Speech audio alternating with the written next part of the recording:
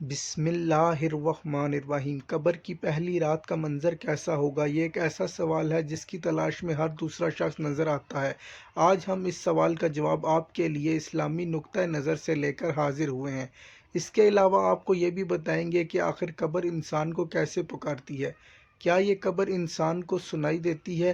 قبر کی پکار۔ حضرت ابو سعید خدری سے روایت ہے کہ سرور کائنات صلی اللہ علیہ وآلہ وسلم نے فرمایا، لوگوں، لذتوں کو ختم کرنے والی موت کو کثرت سے یاد کیا کرو۔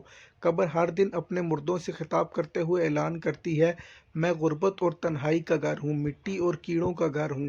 جب مومن کو دفن کیا جاتا ہے تو قبر اسے مرحبا کہتے ہوئے خوشخبری سناتی ہے کہ میری پشت پر چلنے والوں میں تو بڑا محبوب تھا، آج میں تیری ہو گئی اور تو میری طرف آ گیا، تو اب میرے احسان کو دیکھ لے گا۔ یہ کہہ کر قبر تا حد نگاہ کشادہ ہو جاتی ہے اور جنت کا دروازہ اس کے لیے کھول دیا جاتا ہے، جہاں سے اس کو جنت کی تازہ ہوا آتی ہے۔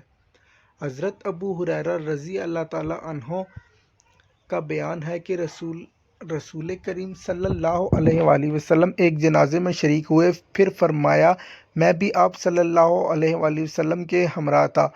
حضور پاک ایک قبر کے پاس بیٹھ گئے اور فرمایا، یہ قبر ہر دن بآواز بلند کہتی ہے، اے آدم کے بیٹے، تو کیوں مجھے بھول گیا؟ کیا تجھے یہ معلوم نہیں کہ میں تنہائی کا گھر، غربت کا گھر، وحشت کا گھر، کیڑوں مکوڑوں کا گھر ہوں؟ میں بہت تنگ گھر ہوں، مگر اللہ جس کے لیے کشادگی کا حکم فرمائے گا اس کے لیے کشادہ ہو جاؤں گی۔ اس کے بعد آپ صلی اللہ علیہ وآلہ وسلم نے فرمایا، اے قبر، تو یا تو جنت کا چمن ہے یا پھر آگ کا ایک تنور۔ حضرت ابو حجاج رضی اللہ تعالیٰ عنہ سے روایت ہے کہ رحمت عالم صلی اللہ علیہ وآلہ وسلم نے فرمایا، مردہ جب قبر میں رکھا جاتا ہے تو قبر اس کو کہتی ہے، اے ابن آدم، تو ہلاک ہوا، تجھے کس چیز نے مجھ سے دھوکے میں رکھا؟ کیا تجھے معلوم نہ تھا کہ میں فتنہ، تاریکی اور کیڑوں مکوڑوں کا گھر ہوں؟ تجھے کس چیز نے مجھ سے بہکا کر نڈر کر دیا اور تو میری پشت پر خوب اکڑ کر چلتا تھا؟ اگر وہ مردہ نیک ہوتا ہے تو اس کی طرف سے قبر کو جواب دینے والے جواب دیتے ہیں، اے قبر، تو دیکھ تو صحیح اس کے اعمال کیسے ہیں، یہ اچھائی اختیار کرتا تھا اور برائی سے باز رہتا تھا۔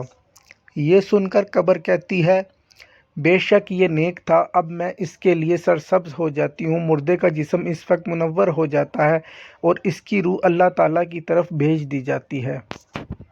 حضرت عبداللہ بن عبید رضی اللہ تعالیٰ عنہ سے روایت ہے کہ رسول کریم صلی اللہ علیہ وآلہ وسلم نے فرمایا، مردہ قبر میں بیٹھتا ہے، ان لوگوں کے پیروں کی آواز بھی سنتا ہے جو اس کے جنازے کے ساتھ قبر تک گئے ہوں۔ مردے سے اس کی قبر کہتی ہے، اے ابن آدم، تیری ہلاکت ہو، تو نے میری تنگی، بدبو اور کیڑے مکوڑوں کا خوف نہیں کیا، اس لیے تو نے ان چیزوں سے بچنے کے لیے تیاری نہ کی۔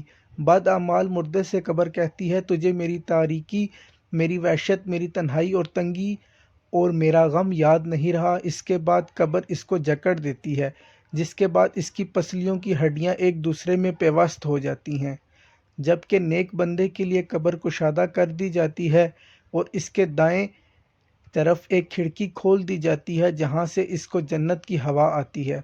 اللہ پاک ہم سب کو قبر کے عذاب سے بچائے اور ہم کو نیک اعمال کرنے کی توفیق عطا فرمائے، آمین یا رب العالمین۔